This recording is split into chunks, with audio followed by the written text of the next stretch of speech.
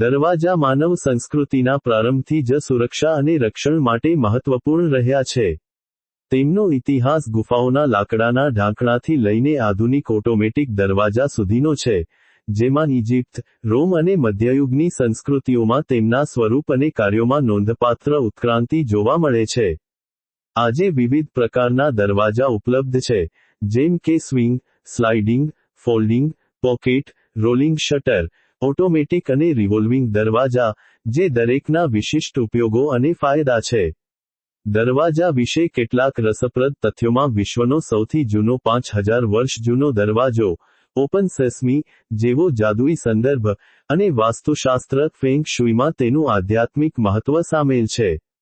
દરવાજા માત્ર ભૌતિક પ્રવેશદ્વાર નથી, પરંતુ નવા પ્રકરણો, તકો અને સુરક્ષાનું પ્રતીક પણ છે, અને ઘરના સૌંદર્યશાસ્ત્રમાં પણ મોટો ફાળો આપે છે.